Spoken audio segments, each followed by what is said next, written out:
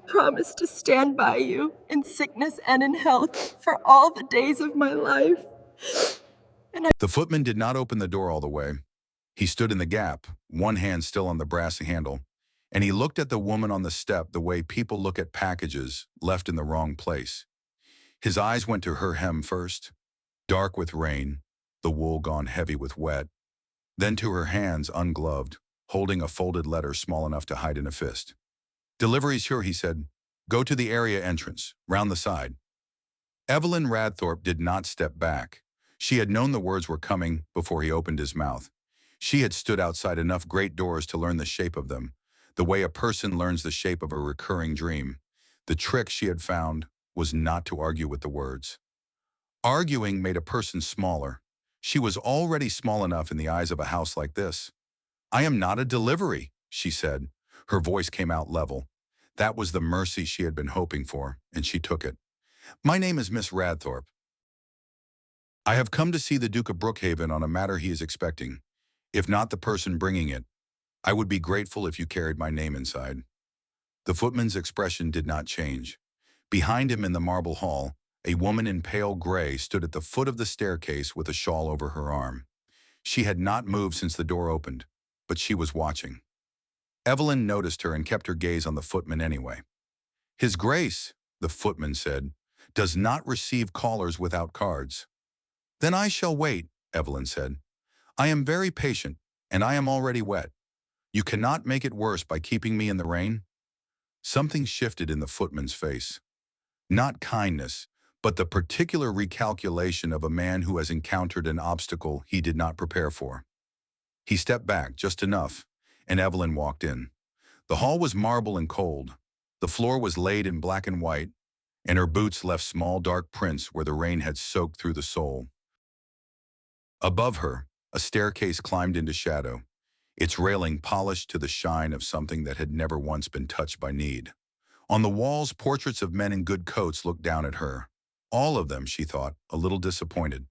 The woman in pale gray had not moved. Now that Evelyn was inside, she could see her clearly. White-haired, upright, with eyes the precise color of good winter light. Old enough to have seen a great deal and sharp enough to have remembered all of it. A woman beside the gray-clad figure, younger, scented, draped in a visiting coat that cost more than Evelyn's father owed, turned to look at Evelyn with the slow, deliberate attention of someone performing a favor. Her gaze began at the boots and ended, without quite arriving, at the face. "Goodness," this woman said, to no one in particular. "Is she expected?" "She claims to be," the footman said. "On what matter?" The younger woman's voice carried the particular music of someone accustomed to having rooms rearrange themselves around her questions. "Brookhaven does not see women about money. Everyone knows that." "I know it," Evelyn said pleasantly. "I am counting on it being untrue." The younger woman blinked. The white-haired woman's mouth moved, but not into a smile. Into something that had considered a smile and decided to wait. The footman had retreated to carry her name upstairs. The younger woman's gaze returned to Evelyn, moving again over the wet hem, the ungloved hands, the cloak that had been good wool once. "You walked?" the woman said. "I did." "From where?" "From the other side of the square." "That is not a long walk." "No," Evelyn agreed, "but the alternative was a hired carriage, and I could not justify the coin when I am on my way to beg for patience from a creditor. It would be a strange kind of begging that arrived in style." A pause. The younger woman's head tilted very slightly, the way a person's head tilts when they are deciding whether they have been insulted. The white-haired woman stepped forward then.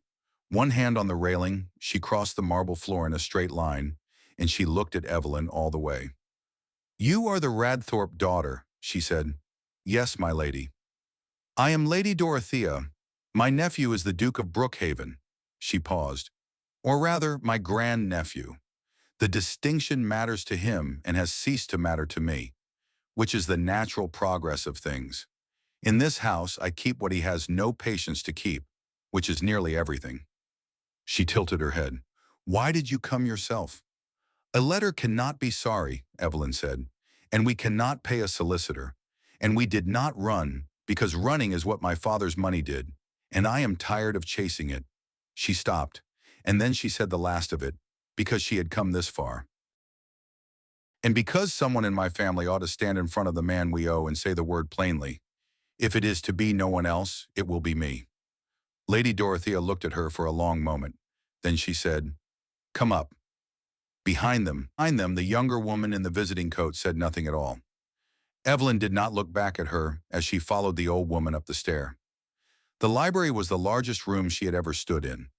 Books climbed the walls to a gallery and up again to where the ceiling disappeared into shadow. A fire burned in a marble grate, its light orange and insufficient against the gray that pressed against three enormous windows. The windows looked out on a garden, or what had been a garden. Now the beds were black, and the glass house at the far end was a skeleton of rusted iron, its panes mostly gone, the door hanging at an angle that had long since given up on closing. A man stood at the center window with his back to the room. He was tall, plainly dressed for someone of his rank, his hands clasped behind him. He did not turn when they entered. "Marcus," Lady Dorothea said, "the Radthorp daughter has come herself. Try to remember she is a person before she is a debt." Then the old woman crossed to the chair nearest the fire, sat, and became, to all appearance, part of the furniture. The man at the window turned.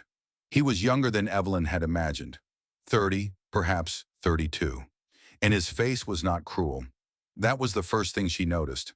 Not kindness, but the absence of cruelty, which was something, coming from a man to whom her family owed more than they would ever be able to gather. His face was guarded in the way of a person who has learned that an unguarded face is an invitation to take something from it. His eyes were a dark amber, like old honey held up to the light. Those eyes came to her and stayed on her face. "Miss Radthorp," he said. His voice was quiet and even. "You have chosen a poor day for a walk." "I have chosen a poor day for a great many things, Your Grace," Evelyn said. The walk was only the last of them. Something moved behind his eyes. She could not name it. "Sit," he said. "I would rather stand. What I have come to say is easier that way." "Then say it." She took the letter from her glove and held it without opening it, because she had memorized the words, and a person should not read an apology.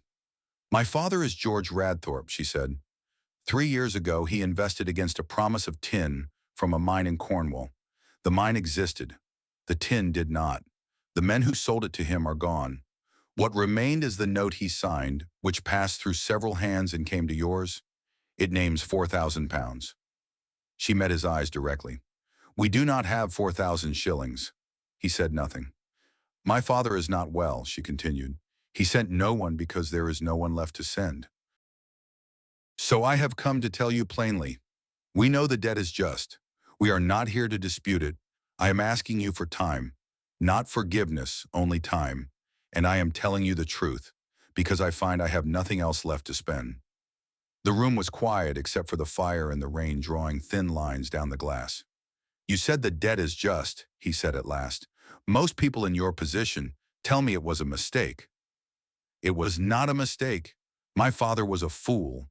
A fool is not the same as a thief, but a creditor does not have to care about the difference.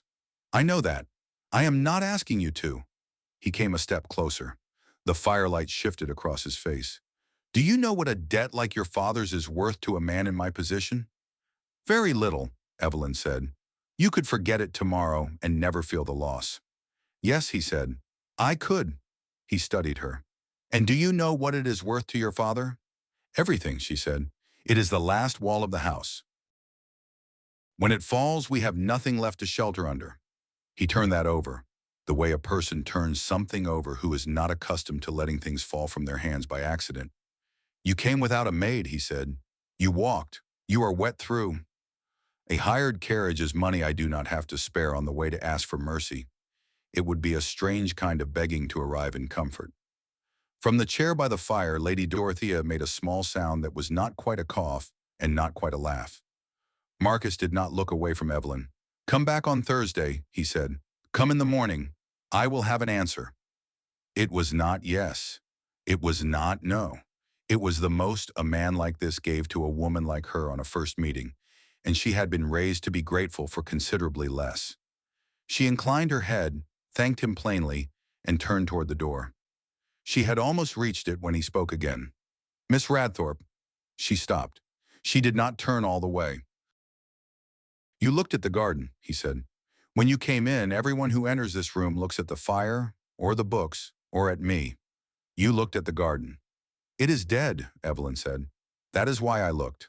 Most people do not trouble themselves with dead things." "And you do?" She was quiet for a moment. Outside the window, the rain moved through the ruined beds and the skeleton of the glass house without finding anything left to damage. "A dead garden," she said, "is only a living one that no one forgave." She went out. Behind her, she did not hear him speak, but she heard, faintly, the sound of footsteps moving from the center of the room toward the window, toward the garden.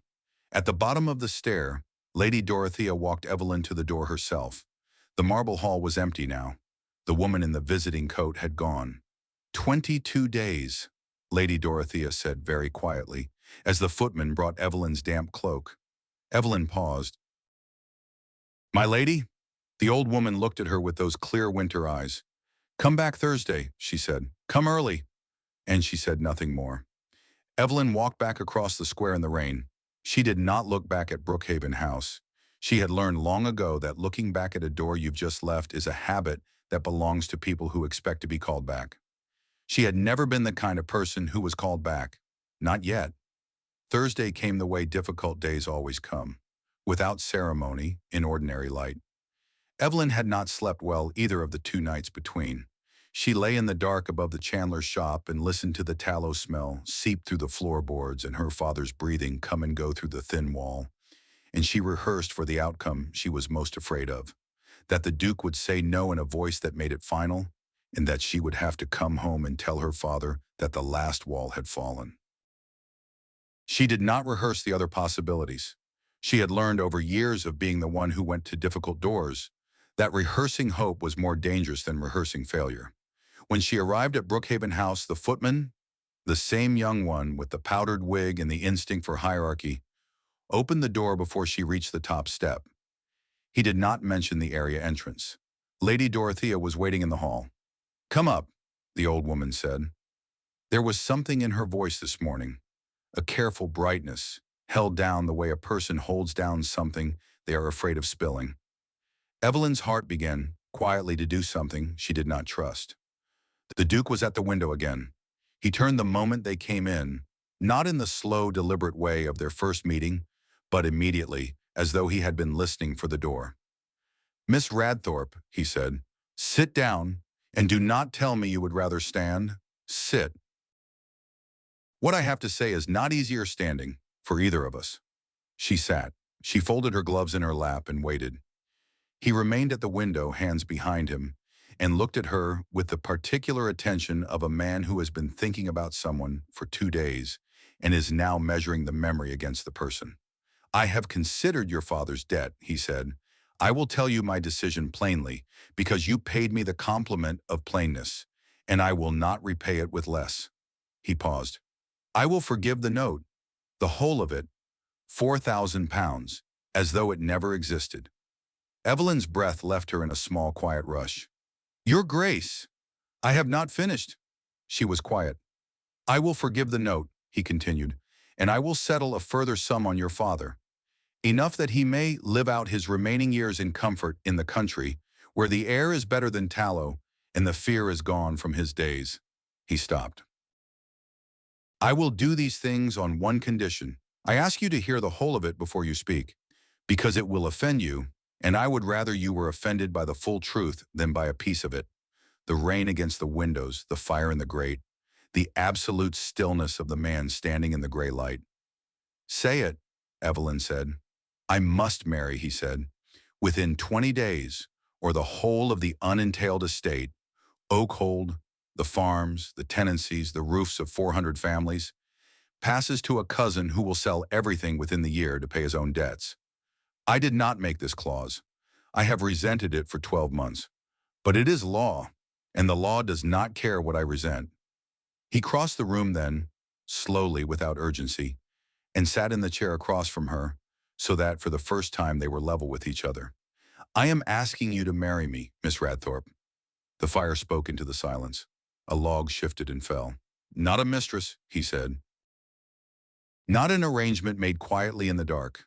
A wife before God and the law. A duchess with everything a duchess is owed. Your father's debt forgiven. Your father kept in comfort. You raised to a position from which no one may ever send you anywhere again. He held her gaze. In exchange, I ask you to save 400 families you have never met by standing beside me in a church for the length of a service. That is what I am offering. Now you may say what you think of it. Evelyn did not speak immediately. She sat with the words where they had fallen and turned them over, the way she had watched him turn things over on their first meeting, not letting them drop, but not pretending they were lighter than they were. She looked at him, this quiet man in the gray light, and she saw something she suspected he did not intend for her to see. The cost of saying this. Not shame exactly. The particular weariness of a person who has had to ask for something they know they have no right to ask for. You are not asking me, she said finally. Her voice was quiet, but it did not waver. You are asking anyone. You would have said these same words to any respectable woman who happened to be standing in this room this week, if she were plain enough to have no other offers to weigh against yours. I happen to be here. You have found in a debtor's daughter a woman with no family to make terms and no alternatives to bargain with. I am the convenient one, Your Grace. I have been the convenient one my entire life. I know the shape of it very well. She had expected him to flinch or to deflect. He did neither. Yes, he said. Only that? Yes. You are correct in nearly all of it. He did not look away from her. I will not lie to you. Not now, not on this, not ever if you take me. You are right that I need a wife by a fixed date. You are right that your circumstances make refusal difficult. These are facts, and I will not dress them in better clothes than they deserve. He paused. But you are wrong in one thing. Name it. You said I would say these words to anyone. He leaned forward slightly, closing the distance between their chairs by nothing measurable and by everything that mattered. I would not. There were 30 women I might have asked this season. My great-aunt kept a list. I refused every name on it. Not because they were unsuitable, but because when I tried to imagine a life across the breakfast table from any one of them, I felt this house close around me like a lid. Then a woman walked in from the rain, wet through and spending nothing she could not afford to spend, and she looked at my dead garden instead of my title. She called it a living thing that no one had forgiven, and I found, for the first time in 6 years, that I could imagine the breakfast table. He held her gaze. That is the difference between you and the 30 others. It is a small thing. It is the only honest thing I have to offer besides the money. Evelyn sat very still. She had been looked at a great deal in her life, assessed, weighed, found insufficient or found useful. She had grown a particular kind of armor for it, the armor of a person who has decided that being seen accurately is better than not being seen at all. This was different. Show me the garden, she said. I beg your pardon? Before I answer, take me down and show me the garden. Then I will give you my answer. He looked at her for a long moment. Then he stood and offered her his arm, which he did as though he meant it. The garden was larger than she had guessed from the window. It was enclosed on all 4 sides by old brick walls, the color of dried blood in the rain. The paths had gone to weed, and the beds were black and sour from years of neglect. The glass house along the south wall was a ruin, iron gone to rust, most of the panes shattered, the door hanging open on one hinge like a person who has stopped trying to keep the weather out. Evelyn walked in without hesitating. She crouched by the nearest bed and pulled off her glove, pushed her fingers into the wet, dark soil, and lifted a handful to smell it. She crumbled it and watched how it fell. The Duke stood behind her in the ruin of the glass house and said nothing. He watched her do these things and did not ask what she was looking for, which she noticed and which counted with her more than he could possibly know. It is not dead, she said at last, still crouching, not turning. The soil is sour, drowned and starved by turns, but not dead. Sour soil can be sweetened. It wants lime and turning and time. She rose and moved to the south wall, where the remains of a pear tree clung flat against the warm brick beneath a thick coat of moss. She pressed her hand to the lowest branch. This is alive. I can feel the sap. It has been waiting for someone to prune it and tie it back and tell it that it is still wanted. She turned to the rusted iron frame of the glass house. The iron is sound. Iron does not die of neglect, only of damp. This iron has good paint under the rust. See there, where the rain has washed the edge clean. New glass, new putty, a fire in the flue by autumn. You could raise pineapples in it by the year after next. My mother knew how. She taught me. It is the one thing in the world I am certain I can do. She faced him then, in the rain, in the ruin of his mother's garden, with earth on her hand and her hair beginning to come loose from its pins. You asked me to save 400 families I have never met, she said. I do not know how to do that. I would only be pretending, and you would see through me. But I can save this. She looked out over the black beds, the broken frame, the patient wall. I can take this dead thing that no one has forgiven and make it live again. Done by my own hands, it would be truly mine. No one could say I had been bought. You cannot buy what a person makes out of sour earth. She lifted her chin. I will marry you, your grace. Not for the 4,000 pounds, though I am grateful for it. Not for the coronet, which frightens me considerably. I will marry you for the garden, because a man who can forgive a dead garden might, in time, be worth forgiving other things. That is a poor reason for a duchess to marry. It is the only honest reason I have heard from anyone in 6 years, he said. They were married 11 days later by special license in the gray church at the corner of the square. Lady Dorothea stood witness. No one came from the world of the ton. There had not been time to make it grand, and neither of them wished it so. Evelyn wore soft green. Her father was too unwell to attend. He wept in the country cottage the Duke had already taken for him, weeping for joy and for shame in the same breath. And it was, she was told later, the last of his weeping. The fear had finally gone out of his days. At the altar, Marcus said the words in his quiet, even voice. Evelyn said them and meant them further than she had planned to. When he placed the ring on her finger, his hand was steady and hers was not. He felt it shake. He closed his hand over hers without a word, to still it. That was not in the service. She did not forget it. When it was done, he looked at her with something she could not yet name. You are a duchess, he said quietly. No one may send you anywhere ever again. Where would you like to go first? The garden, she said. Lady Dorothea, standing behind them in dove gray, pressed her handkerchief to her eyes and pretended fiercely that it was the cold. The reception that followed was small, brief and largely occupied by Lady Dorothea feeding Evelyn tea and informing her of the household's arrangements in a tone that suggested arrangements were a form of love. Evelyn listened carefully and began, in her mind, a list of the things she wanted to understand before she understood anything else. The garden was at the top of the list. That evening, before she slept in the great cold bed that was now inexplicably hers, she set her mother's seed pouch on the windowsill, the soft gray leather she had carried through 6 mean rooms, and looked at it in the last of the light. She had carried it for 11 years without planting a single seed. You did not plant a garden in rooms you would lose by winter. She was not in those rooms anymore.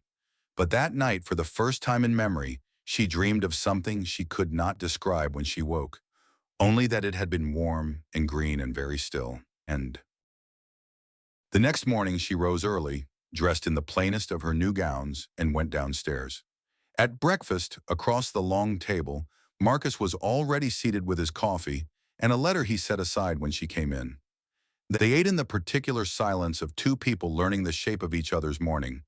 Afterward, he asked if she had slept. Well enough, she said. And you? Well enough, he said. They both knew neither of them had. But it was, she thought, a beginning.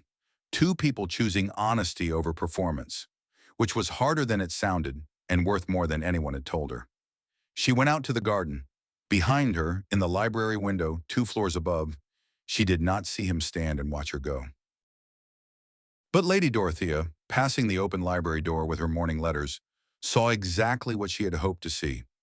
The Duke of Brookhaven standing at the window with his coffee gone cold in his hand, watching the new Duchess of Brookhaven walk into the dead garden as though she already owned every inch of the sour black soil.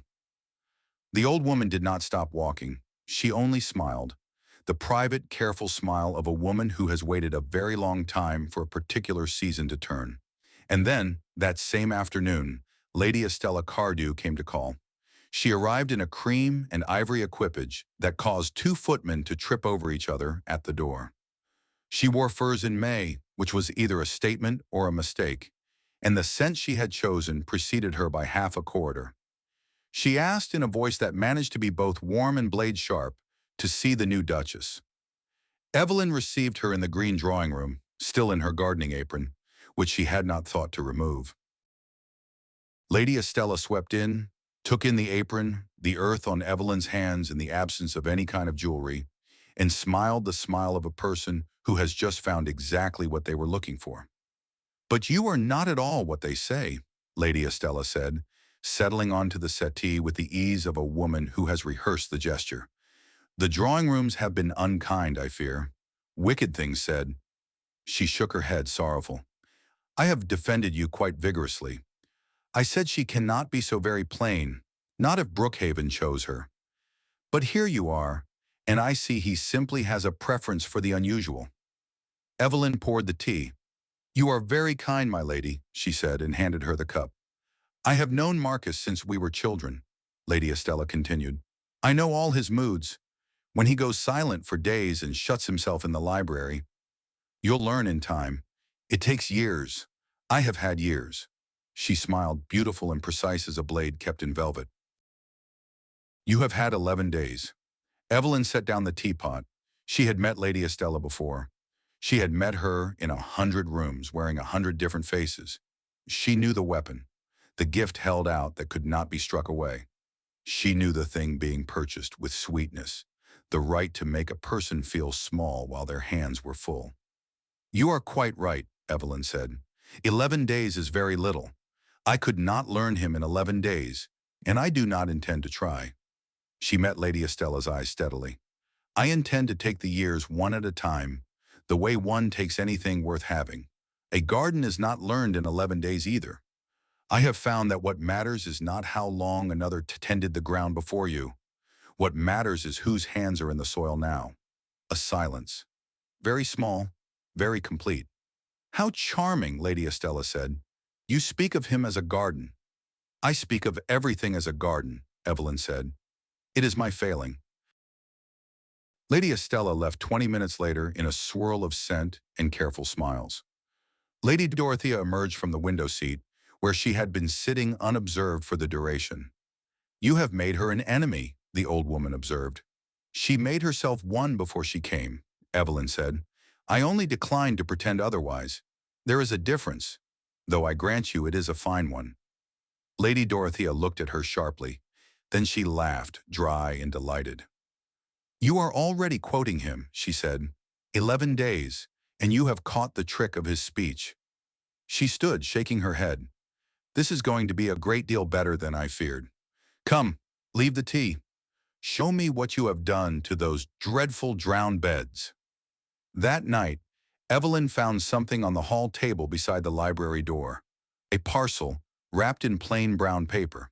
Her name on it, in a firm and unfamiliar hand. Inside, 3 pairs of leather gardening gloves, size for a woman's small hands. Thick, well-made, the kind that would not blister through. There was no note. She stood in the cold corridor and held them, and understood, with a clarity that surprised her, exactly what they meant. He had watched her hands blister through the thin gloves. He had said nothing. He had done this instead, without announcement, without asking to be thanked. So that, she thought, is how he loves, if he loves. Not with words, with gloves. With a hand closed over a shaking hand at an altar. With the exact and useful thing, given without display. She was still standing there when she heard, from behind the closed library door, the particular silence of a man pretending not to be listening. She did not say anything. She held the gloves and stood in the corridor and let the moment be what it was. Then she went to bed. And she slept, really slept, for the first time in months. The garden began to answer in April. Not loudly, not all at once, in the way of things that have been waiting a long time. It was cautious at first, putting out one green shoot in a place where Evelyn had turned the soil twice, then another along the south wall where she had cleared the moss from the pear tree's lower branch and tied it back with strips of cloth. Small things, easy to miss if you were not looking for them. Evelyn was always looking for them. She rose each morning before the household woke, when the square outside was still gray and the kitchen fire was only just being lit. She dressed without calling for a maid. She was still learning with some difficulty that calling for a maid was expected, and went down in her old gardening apron and her new leather gloves. She dug and turned and hauled lime and cleared. Her back ached from the second morning on. Her palms, despite the gloves, had gone rough and useful in a way she had not felt since the country house. The first house, the one with the walled garden and the pear trees, and her mother. She did not think about her mother too directly in those mornings. That was a grief that needed to be worked around, like a stone in a bed you could not move. You planted around it, and sometimes, if you were patient, the roots found their way under. From the library window 2 floors above, she was aware of being watched. She did not mention it. Neither did he. It was an arrangement they had reached without negotiating it, which was, she was beginning to understand, how most of their arrangements were made. They had never discussed the habit of breakfast together. They had simply both appeared at the table each morning, and now it would have taken an active decision by one of them to stop. They had never agreed to dine in the smaller room instead of the long one that seated 20. Marcus had simply moved the dinner table setting one evening, and she had sat where he indicated, and the long room had been empty and cold ever since. Small accumulations, a life built out of small accumulations. The way a garden was built. No single moment that could be pointed to, only a slow, continuous leaning toward the light. In the evenings, Lady Dorothea came down for tea and told Evelyn things about the house. Not the formal things, the portraits, the history of the title, the architectural details a duchess was expected to know. The other things, that the third step of the back stair creaked in the middle of the night and had done so for 30 years, that the library fire drew badly in a north wind, and that the trick was to leave the door an inch open, that Marcus had not come into the garden since his mother died, not once in 6 years, and that the household knew not to suggest it. Evelyn listened and said nothing about any of these things to Marcus directly. She stored them the way she had always stored information given to her sideways, carefully for the moment when it would be needed. What she did not store carefully was the weight of the question she had been carrying since the day of Lady Estella's visit. It was not one question, really. It was several, braided together into a single tightness in her chest that she was not yet sure how to loosen. Did he mean what he had said in the library? About the garden? About choosing her for a true reason rather than a convenient one? Or was it simply the kindest available frame for a practical decision? The warmest story that could be told about a cold arrangement. She had been told kind stories before. She had learned not to trust them. She could not ask him. She did not have the language for it yet, and he did not offer language in that direction. He offered gloves. He offered mornings across the breakfast table. He offered in the evenings the particular careful attention of a man who was learning to listen to someone's silences as well as their words. None of this answered the question. In the second week of April, on a night when the rain had stopped and a brief cold had come down from the north and settled over the city like a held breath, Evelyn could not sleep. She lay for an hour in the dark and then gave up on the pretense of it, rose, dressed in the warmest things she had, and went down to the garden. She went out through the kitchen passage. The housekeeper had shown her, that first week, every door in the house, a gift that Evelyn had understood immediately and was quietly grateful for, and stepped into the night air. The garden was very still. The walled-in dark smelled of wet earth and the faint sweetness of the lime she had spread along the east bed. The pear tree was a pale shadow against the darker brick. The iron skeleton of the glass house stood at the far end, open to the sky where the panes had been, a framework of shadow. Evelyn sat on the stone ledge along the south wall and put her hands in her lap and looked at nothing in particular. She had her mother's seed pouch with her. She had taken it from the windowsill when she left the room, for no reason she could have named, only that she had not wanted to leave it alone in the dark. She held it now, the soft gray leather worn smooth by years of hands, and she felt the familiar small shifting weight of the seeds inside, and she did not open it.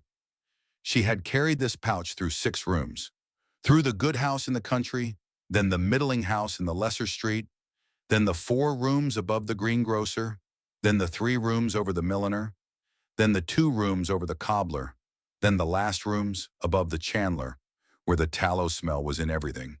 She had carried it and told herself one day when we are somewhere that keeps us, when the ground is ours to plant in. She had believed this. She had believed it through every move, which was, she understood now, sitting in the dark, a form of extraordinary stubbornness, the belief that somewhere ahead was a garden that would be hers to make and worth the making. She was sitting in that garden. She had been sitting in it for 2 weeks, and she had not opened the pouch. The thought arrived with the particular clarity that only comes at night, in cold gardens, when there is no one watching and nothing left to perform for. She had not planted the seeds because some part of her still did not believe she would be allowed to stay. She turned the pouch over in her hands. It was very quiet.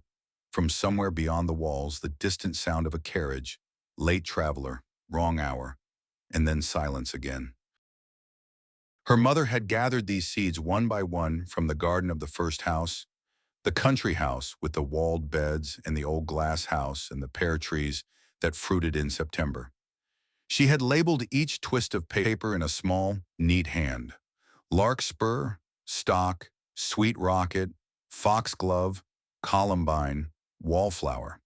She had never finished all the labels. She had died with 3 of them still blank. Evelyn had been 12.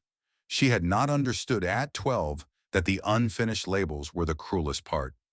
You did not know at 12 that something could be taken from you before it was complete, and that the incompleteness would be the thing that stayed with you longest. She understood it now. She was sitting in a walled garden in a house that was, technically, legally, inarguably, hers. She was a duchess. She had a husband who gave her gloves without notes and watched her from the window and said, in the room where they had first spoken, that he had chosen her because she saw the garden. She had every reason to believe she was, for the first time in her life, in a place that would keep her, and she could not make herself open the pouch. She did not notice the sound of boots on the stone path until they were close. She looked up. Old Wicket stood at the entrance to the glass house. He was the gardener she had hired from the country 2 weeks ago, a knotted, weathered man of indeterminate age who spoke to plants with a kind of courteous directness and to people mostly in silence. He had been working late, she realized. There were tools still out by the east bed. He looked at her, sitting on the wall in the cold, and he did not seem surprised to find her there. Couldn't sleep either, he said. It was not a question. No, she said. He came and stood beside the pear tree, putting one large hand against the trunk the way you put a hand against the shoulder of someone you are not sure needs comforting yet. She planted this herself, he said, the old duchess, both hands in the mud. Didn't let anyone help with the whips, said she wanted to know it was hers to the root. Evelyn looked at the tree. She was like that, Wicket continued, in the tone of a person reporting of facts rather than feelings. Particular about what was hers. Not proud about it. Just particular. She knew what she'd made and she didn't want anyone to mistake it. What was she like? He thought about this with the seriousness of a man who does not answer questions carelessly. Kind, he said. Not soft kind. The other kind. The kind that knows where the weak spot is and steps around it without making a show of the stepping. He paused. She used to come out at night too, not to work, just to look. She said a garden at night is the same garden at day, but honest. In the daylight, you see what you've done. At night, you see what's actually there. Evelyn looked out over the black beds. In the darkness, the garden was not a failed project or a work in progress. It was simply ground. Patient, indifferent to what had been done to it or what might yet be done, existing in its own quiet continuance. He doesn't come in here, she said. It was not entirely a question. No, Wicket said, because of her. Because of her. He closed the gate the day she was buried and didn't open it again until you came. The old man's voice held neither judgment nor sentiment, only the plain weight of the fact. He couldn't bear to see it dead, couldn't bear to mend it either, because mending it would mean she was gone from it, that someone else's hands had touched what hers had made, so he left it. He removed his hand from the pear tree. He's been leaving it for 6 years, he said. Garden doesn't care in the end. Ground keeps going. But a man can run out of years to leave things in. He picked up his tools from the east bed, said goodnight without ceremony, and went in through the kitchen passage. Evelyn sat alone in the garden and looked at the dark beds and the rusted iron and the patient walls. So that was it, she thought. Not carelessness, not coldness. A grief so particular it could not bear to be resolved, because resolution would mean the thing grieved was truly past. He had built a wall around the loss and called the wall respect, and stood behind it for 6 years while the garden died and the house grew cold, and the world offered him 30 perfectly suitable women whom he could not bring himself to marry, because marrying any of them would have meant finally, irrevocably, choosing a future instead of standing in the remains of what had been. She thought about what it would be to love something that much and have nowhere to put the love when the thing was gone. The seeds she had carried 11 years, going nowhere. The garden he had closed and walked past every day. 2 people in the same house waiting for ground that was safe enough to plant in. She opened the seed pouch. She did not plant anything that night. The light was wrong, and she had no tools. But she opened the pouch and shook the seeds gently into her palm. All of them, and held them in the cold dark and felt the slight, dry, alive weight of them. Tomorrow, she thought. She had said that before, but this time she thought it differently. This time the word had a garden attached to it. She went back in through the kitchen passage, climbed the back stair, and stopped outside the library door. There was no light under it. He had gone to bed, or he was sitting in the dark, or he was at the window in the dark, which was, she was beginning to understand, a thing he did when he could not think of anywhere else to be. She did not knock. She went on to her room, but in the morning at the breakfast table, she looked at him across the coffee and the toast and the careful ordinary distance, and she said, "I am going to plant today." He looked up. "My mother's seeds," she said. "I have been carrying them for 11 years. I am going to plant them this morning in the bed along the south wall." He said nothing for a moment. Then, "I will have Wicket bring the tools." "I have the tools already." He nodded once and looked back at his letter. She finished her coffee. She did not know what she had hoped he would say, or whether he had said it. She went out to the garden, and she began to dig. Lady Estella came back on a bright morning in May, when the larkspur along the south wall was already 6 inches high. She came without warning, which was either confidence or strategy, and she asked very sweetly, through the footman in the hall, before Evelyn had been told she was there, to speak with the Duchess alone. Evelyn was in the glass house where she had spent the morning with Wicket, fitting the last of the new panes into the south frame. She wiped her hands on her apron, left her gloves on the potting shelf, and went inside. Lady Estella was standing in the green drawing room when Evelyn arrived, and she was holding something. A piece of paper folded twice.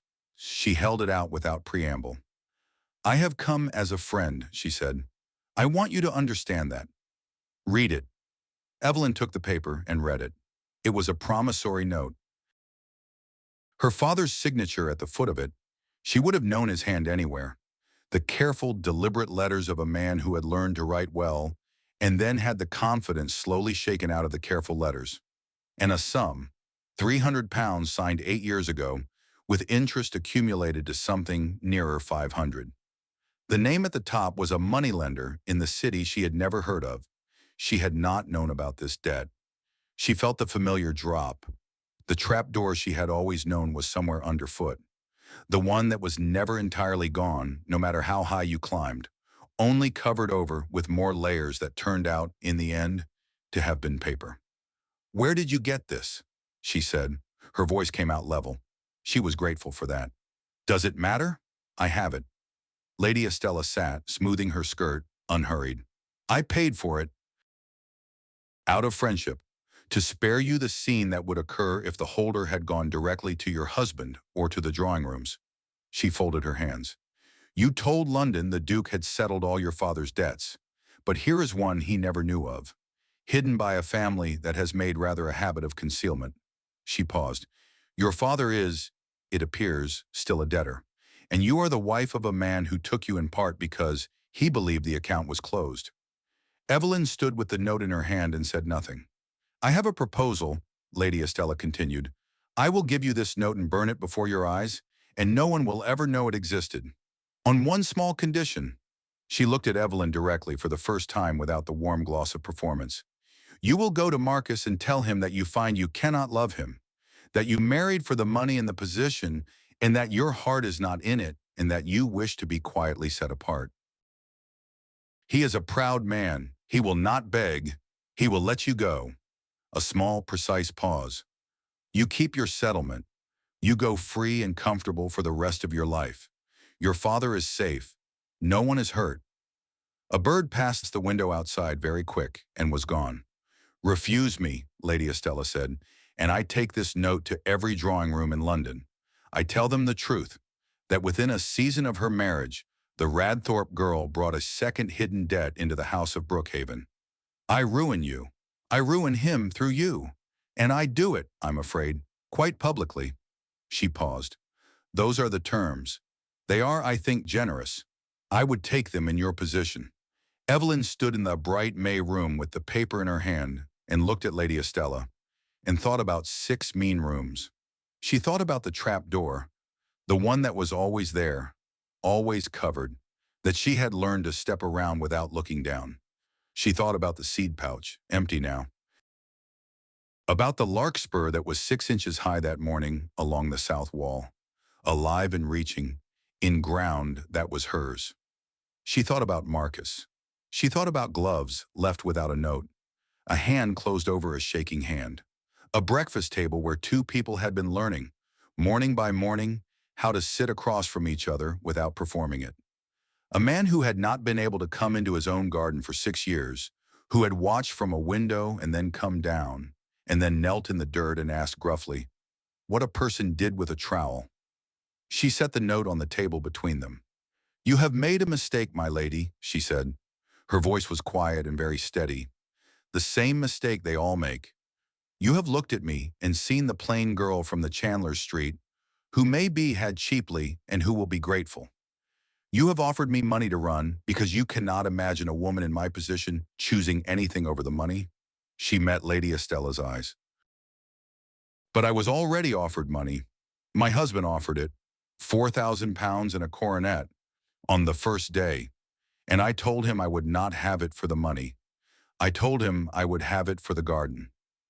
Lady Estella's expression was very still. You do not understand that, Evelyn said, and that is why you have lost. You will be ruined, Lady Estella said. Her voice had lost its warm performance. Underneath it was something colder and more truthful. I will take that note, and I will make sure every person in London knows that the Radthorp family hid a debt from the Duke of Brookhaven. That is not nothing. Whatever brave thing you are saying to me now. Then take it, Evelyn said. Take it today. Tell them. Tell them my father is a fool who ran up debts he could not pay, because he is, and I have never once denied it. Not to the Duke, not to you, not to anyone. She picked up the note from the table and held it out. You cannot ruin a person with the truth she has already told. That is the flaw in your entire plan, my lady. Shame only holds a person who is hiding. I stopped hiding the day I walked to this house in the rain with my father's debt in my glove and said the words plainly to a duke. He married me knowing all of it, not despite it, because of what he saw in a woman willing to say it out loud. Lady Estella did not take the note back. Her hands remained in her lap. So keep it, Evelyn said, setting it on the table again. Take it to every drawing room you like, and when you are done, you will still be a woman who bought an old man's shame for £300 in order to break a marriage you were not part of. I will still be the woman who plants gardens. She held Lady Estella's gaze. I know which of us I would rather be. Lady Estella stood.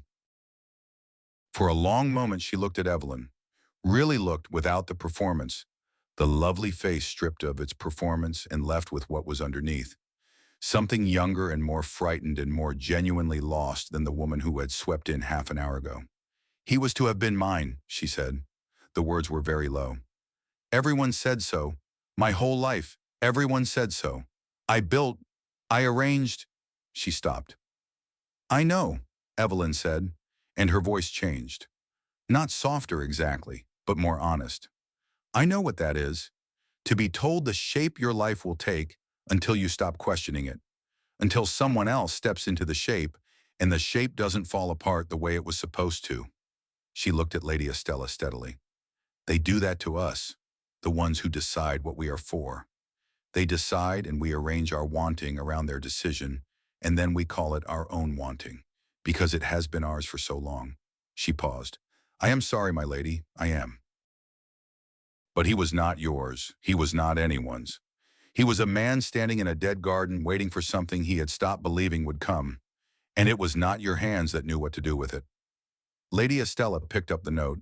She looked at it once. She folded it and put it in her bag. She walked out without another word. The green drawing room was very still.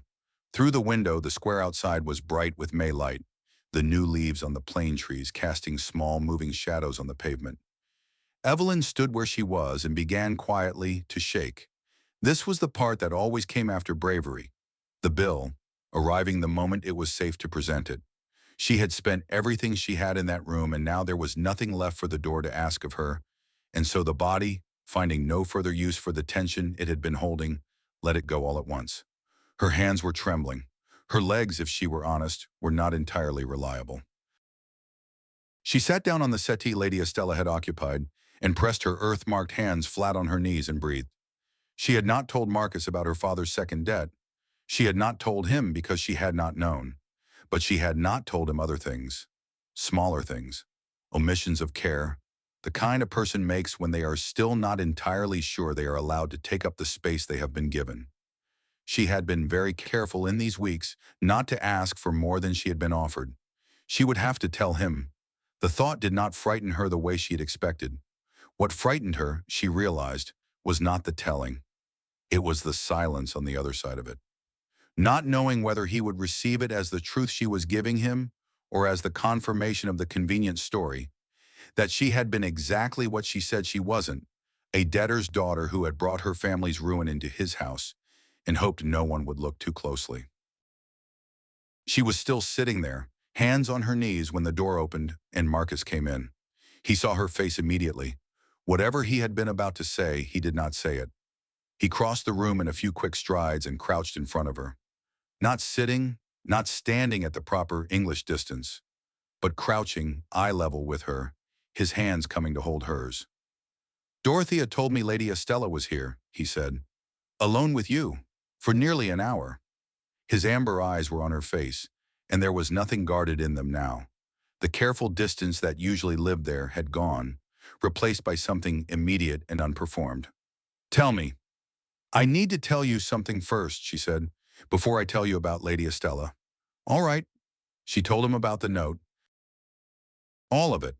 The debt her father had not mentioned, the years of accumulated interest, the fact that she had not known, and the fact that she should have asked more questions, and the fact that she was telling him now because he had promised her always the truth and she intended to give him no less. She watched his face while she spoke. It did not close. It went very still, the way it went still when he was thinking hard about something, but it did not close against her. When she finished, he said, "Now tell me about Lady Estella." She told him that too. At the part where Lady Estella had offered her money to leave, something moved in his face, not the trained stillness she had grown accustomed to. Something beneath it, something that was not anger at Evelyn, which she had braced for, but anger at the particular cruelty of the offer and what it had assumed about Evelyn's price. When she finished, the room was very quiet. "She offered you money to leave," he said. "And you refused?" "Yes." "Why?" The question was direct and nakedly meant, his eyes on hers, the guard entirely down. Evelyn looked at him, this cold, careful, honest man who had watched her from a window and then come down and knelt in the dirt and not once pretended he knew what he was doing.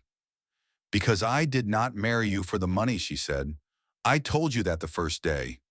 You believed it then, the way a person believes something they want to be true but cannot quite trust. It was true. It is truer now.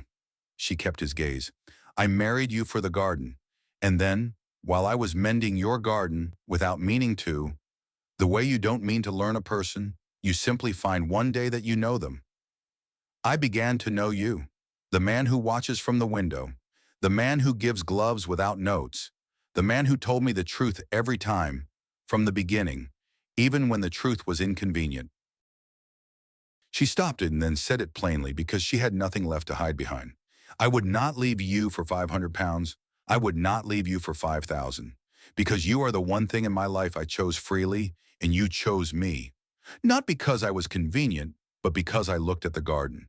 And a person does not sell the one thing that is truly theirs. The silence afterward was not empty. It was the kind of silence that has weight, the kind that sits between two people who have finally said the true thing and are now living in the seconds after it. Marcus looked at her. His face, for the first time in her memory, was entirely open. No guardedness, no practiced distance. The frost she had been watching thaw, very slowly for 2 months, had gone. The note, he said. Your father's debt. I will handle it. He was quiet for a moment. Lady Estella bought it to use against you. It will not be used against you. I will have it in my hands before the week is out, and your father will not know it existed. You don't have to. I know I don't have to. His hands tightened slightly over hers, and he looked at her with something that was not guardedness and not the performance of warmth, but the real thing, unsteady and specific. I am choosing to. There is a difference. I thought you, of all people, would know the difference. She was quiet. He stood then and offered her his hand, and she took it, and he said, Come and show me what you planted this morning. I couldn't see from the window whether it was the larkspur bed or the south corner. She laughed, surprised, bright, brief. A real laugh, the kind that comes out before you can decide whether to let it. He did not laugh, but at the corner of his still mouth something moved that was not the memory of a smile, but the beginning of one. They went out to the garden together. The larkspur came up blue along the south wall in the last week of May, and it was the most beautiful thing Evelyn had seen in 6 years. Not because it was exceptional larkspur. It was ordinary as larkspur went, the kind her mother had grown in every garden they'd ever had, tall-stalked and unassuming and inclined to lean toward the warmest brick. But it was hers. It had grown in soil she had turned with her own hands, in ground she had sweetened with her own lime, from seeds her mother had gathered in a garden that no longer existed. In a time when Evelyn had believed, with a child's unquestioning faith, that the people you loved were permanent. The permanence had not turned out to be true, but the seeds had. She stood in the early morning and looked at the larkspur and let herself feel it, the particular, private satisfaction of a thing done well, done entirely, done finely. The kind of satisfaction that does not require anyone else to observe it to be real. Behind her, from the direction of the glass house, she heard boots on gravel. Marcus came to stand beside her. He had been in the glass house for the past hour.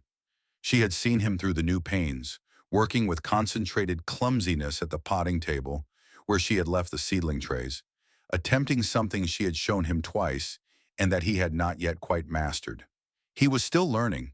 He approached gardening with the same focused seriousness he appeared to bring to everything, and with the same refusal to admit aloud that he was finding it difficult.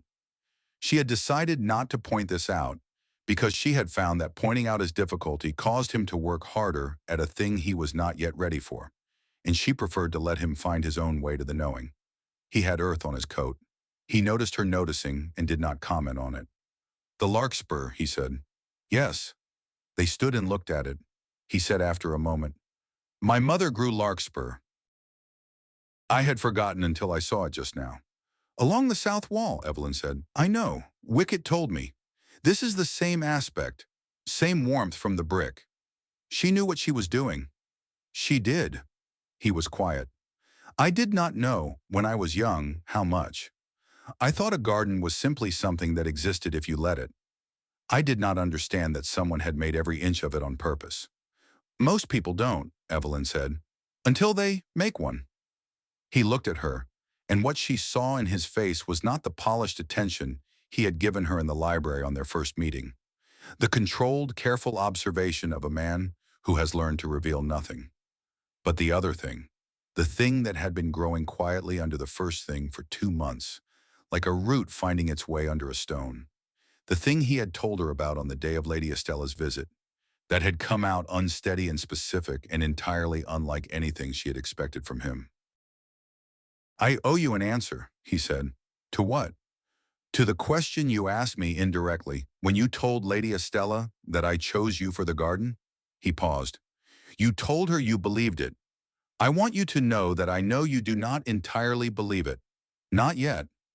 I know because I watch you. You are not very good at concealing the moments when you are waiting for something to be taken away.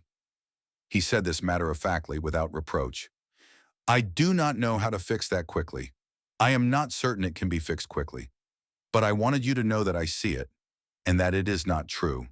He held her gaze. I chose you. The garden was the reason, but it was not the whole of the reason. The whole of the reason is that I looked at you in the rain, in my library, in my ruined garden, at my breakfast table every morning for 2 months. And every time I look, I find more than I expected to find. That is not a convenient accident. That is a choice I keep making. Evelyn was quiet for a moment. That is the most you have ever said at once, she said. Yes, he agreed.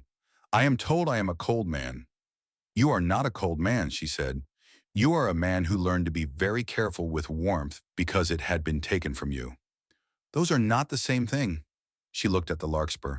I know because I am the same. I learned to carry things a long distance without putting them down because putting them down might mean they would not be there when I came back. The seed pouch, he said. She looked at him. Wicket told me, he said. Not in so many words. Wicket tells nothing in words if he can avoid it. But he mentioned that you have been carrying seeds that wanted planting and that you had planted them. He paused. I understood what he meant. There were things she had planned to say in the quiet of the early morning when she had been thinking about this conversation without knowing she would have it today. She had planned something careful and measured, something that gave enough without giving everything, because giving everything was a habit she was still cautious about. Having given so much over her life to people and situations that had not always deserved it. She decided, standing in the May garden with the larkspur and this man who watched from windows and gave gloves without notes, not to be careful. I am in love with you, she said. I did not plan to be. I am not certain when it happened. I suspect gradually and then all at once, which is how things seem to happen to me. But I thought you should know because you have given me truth since the beginning, and I would rather give you too much of it than the right amount. Marcus looked at her for a long moment. Then he said, I told you, the day Lady Estella came, that I had gone and fallen in love with my own wife. I meant it. I mean it more now than I did then, which I did not anticipate, but I have found that the things I did not anticipate about you are the ones that are most reliably true. We should probably go in, Evelyn said. It is nearly 8. Yes, he said. Breakfast. Breakfast, she agreed. But neither of them moved immediately. They stood side by side in the May morning, looking at the larkspur, and the light came over the south wall the way light comes when it has been waiting for something to be ready, and it was warm. 3 days later, Lady Estella's moneylender received a visit from the Duke of Brookhaven's solicitor.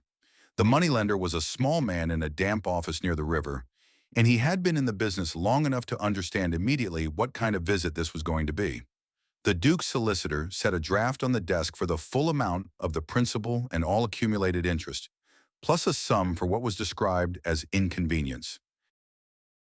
In exchange, the moneylender surrendered the note, signed a document stating the debt was entirely satisfied, and agreed, in language that his own solicitor later described as unusually specific, never to raise the matter publicly in any form. The moneylender accepted without argument. He was not a stupid man. The note was brought to Brookhaven House that evening. Marcus handed it to Evelyn without ceremony, the way he handed her things he considered to be hers. What do I do with it? She said. Whatever you like, he said. Burn it, frame it, bury it in the larkspur bed. It is no one's business but yours and your father's. She burned it. She did it in the drawing room fireplace alone, and she watched it until there was nothing left but ash. And then she went to find her husband and told him it was done. Good, he said, and went back to his letter. She stood in the library doorway for a moment, looking at him.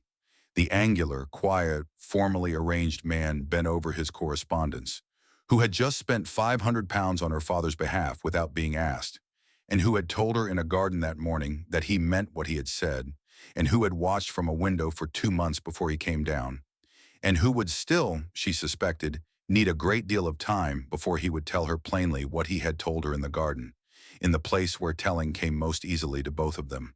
She was, she thought, entirely prepared to wait. She was not as good at waiting as she had once been. She had spent a lifetime learning patience as a survival skill, as a room to live in when you had nowhere better. This was different. This was the patience of a person who knew exactly where they were and had no intention of leaving. She went to find Lady Dorothea and told her the note was handled. "Of course it is," said Lady Dorothea without looking up from her embroidery. "Did you think it wouldn't be?" "I was not certain." "You should have been." The old woman set down her needle. "He handled it the same day you told him. The solicitor went that evening. I know because I watched him write the letter." She looked at Evelyn steadily. "He did not tell you immediately because he did not want you to feel that the problem had to be solved quickly, as though it were a crisis requiring management. He wanted you to know that it could be handled at your pace and not at the pace of urgency." A pause. "That is how he loves, you understand. Slowly and with attention to the exact thing needed, and without display. You have likely noticed." "I have," Evelyn said. "Good. Then you are paying attention." Lady Dorothea picked up her needle. "Now go and do something with the pear tree. Wicket says it is ready to be tied in higher. I have been looking at it from this window for 6 years, and I am very much looking forward to seeing it have an opinion about the south wall." Evelyn went. The pear tree was ready to be tied higher. She spent the morning with Wicket, standing on the low step ladder she had ordered from the kitchen, threading new cloth strips through the upper branches and easing them toward the warm brick with the particular slow care that a frightened thing requires when it has been a long time since it had anything to lean on. "There," Wicket said, when the last strip was tied and she stepped back to look. The tree lay flat against the wall, its branches spread wide, reaching. "Next year," he said, "it'll give fruit." "I know," Evelyn said. "Marcus's mother planted it." "She did. She planted most of what was here." He gathered his tools with the economy of motion that came from decades of practice. "Funny thing about that, she never saw the best of it. The glass house was only just mended when she died. She planted things knowing she might not be the one to see them." He looked at the tree. "That's a certain kind of faith, that is." He went on to the east bed and left her with it. A certain kind of faith. The faith of planting things in ground you cannot be certain you will keep, because the planting matters more than the keeping, because the garden exists beyond you, because what you put into the ground goes on, season after season, whether or not you are there to see it. Her mother had gathered seeds from a garden she was losing. She had labeled them in a careful hand, knowing perhaps that the labeling was what she could give, that the seeds themselves would travel somewhere she would not. And they had. They had traveled through 6 rooms in 11 years, and 1 November marriage, and come to rest at last in a walled garden in Mayfair, in soil sweetened with lime, in ground that would hold them. The larkspur had come up blue. The stock was 6 weeks from blooming. The pear tree was ready to give fruit by next September.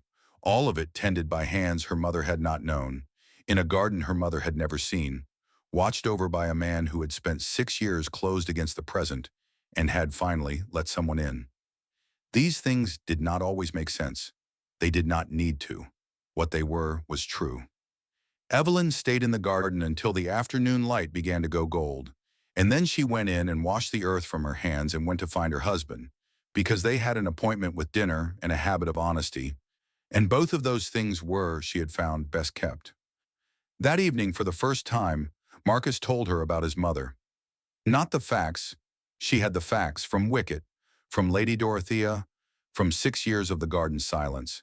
He told her the other things. What it had been to be 10 years old in the garden with a woman in a straw hat who was explaining, with perfect seriousness, the difference between a cutting and a seedling. What it had been to be 17 and largely indifferent to gardens, and to watch his mother in the beds from the library window and understand, slowly and without wanting to, that she was not doing it for appearance or fashion or the social function of a well-kept estate. She was doing it because the ground was hers and she was making something in it. What it had been to be 27 and to stand in a spring garden where the beds were only half planted, and to understand that no one would finish them. He spoke for longer than she had ever heard him speak. She did not interrupt. She had learned in these 2 months when to be silent, and she was silent now, because the telling was more important than anything she might add to it. When he finished, the dinner candles had burned low. I thought, he said, after she died, that I was keeping the garden as it was because I respected what she had made, because to change it would be to disrespect what she had put into it. He looked at the candle. I have come to understand that this was not true. I was keeping it as it was because I was afraid that if it changed, if it grew and went on and became something different from what she had made, then she would be truly gone from it. And I did not want her to be gone from it. He was quiet for a moment. You came in and changed it, he said. You made it something she had not made, something that has her in it, her seeds, in your beds, tended by her methods, growing beyond what she planted. And she is not less gone. But the garden is not empty either. It is full of something different from what she left. It is full of what you have made. He looked at Evelyn. I did not understand before you came that those two things could be true at once. That something can be gone and not be gone. That what you make in a person's ground after they have left it is not a replacement. It is a continuation. Evelyn looked at the candle and thought about her mother's seeds in the south bed. The larkspur, blue. The wallflower not yet bloomed. Yes, she said, that is exactly what it is. They sat for a while in the quiet, in the low candlelight, in the comfortable silence of two people who have stopped needing to fill the space between them with performance. Then Marcus said, come and look at the glass house. The ventilation on the south side is not right. I have been thinking about it all day. She laughed, the bright, surprised laugh that still came out of her sometimes before she had decided to let it. You have been in your study all day, she said. You were nowhere near the glass house. I was thinking about it from my study, he said. There is a difference. She stood and he stood, and they went out into the warm, dark garden together with a lamp, and she showed him what was wrong with the ventilation, and he listened with the focused attention he brought to everything she told him, and asked two questions that were actually good questions, which she had not expected, and she told him so. I have been studying the subject, he said, with the particular dignity of a man who has been secretly studying a subject and does not want to admit how much he has enjoyed it. I know, she said. I found the pamphlets. He said nothing for a moment. They were useful, he said. I thought they might be, she said. That is why I left them on the table. The glass house was warm with the stored heat of the day, and the small green things on the shelves leaned quietly toward the lamp, and outside the new panes the garden was dark and full of sleeping things, waiting for the light to find them again in the morning. She had been sent once to apologize for her father's debts.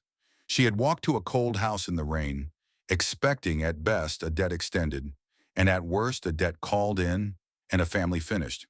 She had not expected a dead garden, or a guarded man who looked at her face rather than her hem, or 11 days in a ring that would not let her hand stop shaking at the altar, or gloves without notes, or a breakfast table that had once looked like a sentence and now looked like a choice. She had not expected to be chosen. She was still, some mornings, a little surprised by it. She suspected this would take time to resolve entirely. She had lived a long time in the condition of being the one who was sent, the one who carried what others could not, who went where others would not, who stood at difficult doors and said the difficult words. You do not lose that in a season, or in a marriage, or in a larkspur bed, however blue. But she had found in these 2 months that the surprise was changing. It was becoming less the surprise of a thing you do not trust, and more the surprise of a thing you have not yet finished being grateful for. These are different. The first keeps you braced for loss. The second lets you look at the larkspur. "We should go in," Marcus said. "It is late." "Yes," she said. "The ventilation is fine, by the way. I told you it was fine 3 days ago." "You told me it might be fine," he said. "That is not the same thing." "It is absolutely the same thing." "Debatable." She laughed again. She was getting better at laughing in front of him. He was getting better at the thing that lived at the corner of his mouth. They went in through the kitchen passage, and the house was warm and lit, and it was theirs. Not just the rooms and the paintings and the library full of books, but the evening habits and the breakfast quiet and the conversations that had no official purpose and the silences that had stopped needing to be filled. In the morning, the larkspur would still be blue. The wallflower would be a week closer to blooming, in soil that was sweet and held what was planted in it. And in the glass house, where nothing had grown in 6 years, small green things would reach for the light when it came, as they always do, as they cannot help but do. There are gardens that go to ruin because they are neglected, and gardens that go to ruin because the person who loved them is gone. And sometimes these are the same garden, and sometimes they are not. What is true in either case is that the ground does not forget how to grow. It only waits for someone willing to put their hands in it and begin. Not every act of repair is dramatic. Not every resurrection announces itself. Sometimes it is only a woman in an old apron in a February garden, turning sour earth one spadeful at a time, and a man watching from a window who does not know yet that he is already beginning to thaw.